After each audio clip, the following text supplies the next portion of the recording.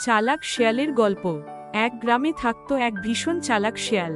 সে রাতে গ্রামে ঢুকে নানা জায়গা থেকে খাবার চুরি করত। কখনো কারো ক্ষেত থেকে ভুট্টা, কখনো মাছ, আবার বেশিরভাগ সময় কৃষকের খাঁচা থেকে মোটা মুরগি তুলে নিয়ে যেত। কৃষক প্রথমে ভেবেছিলেন মুরগি হয়তো পালিয়ে গেছে, কিন্তু টানা কয়েক রাত মুরগি হারিয়ে যেতে থাকল। তখন তিনি বুঝলেন এটা নিশ্চয়ই সেই চালাক শেয়ালের কাজ। রাত নামলেই শেয়াল চুপিসারে খাঁচার পাশে দাঁড়াত। সে প্রতিদিন খাঁচার চারপাশ ঘুরে ফাঁক খুঁজত। একদিন একটা ঢিলা বাঁশ দিয়ে ভেতরে ঢুকে পড়ল আর একটানে মুরগি নিয়ে গেল। কৃষক রাগে গরম হলেও কিছু করতে পারলেন না। তবে কৃষকও ছিলেন বুদ্ধিমান। তিনি ঠিক করলেন শেয়ালকে শিক্ষা দিতে হবে। প্রথমে তিনি খাঁচার সামনে জাল পাতলেন, কিন্তু শেয়াল এত চালাক যে ফাঁদ দেখে পাশ কাটিয়ে গেল।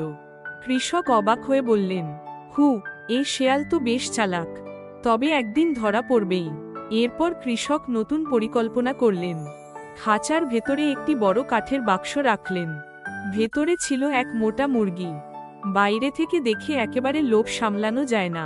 সেই রাতে শেয়ালের মোটা মুরগিটিকে দেখে তার চোখ চকচক করে উঠল। সে ভাবল, আজ বুঝি ভোজ। তাড়াহুড়ো করে বাক্সের ভেতরে ঢুকতেই দরজা বন্ধ হয়ে গেল। শেয়াল ধরা পড়ে গেল। সকালে কৃষক বাক্স খুলে বললেন, দেখো শেয়াল, চালাকি করে চুরি করলে একদিন না একদিন ধরা পড়তেই হয়। গ্রামের লোকেরা জড়ো হয়ে হাসল। তারপর কৃষক শেয়ালটিকে জঙ্গলে ছেড়ে দিলেন। শিক্ষণীয় কথা, অতিরিক্ত চালাকি বা অন্যের ক্ষতি করার চেষ্টা করলে সেটা বেশিদিন টেকে না। সত্যিকারের বুদ্ধি হল সৎ কাজে ব্যবহার করা, মন্দ কাজে নয়।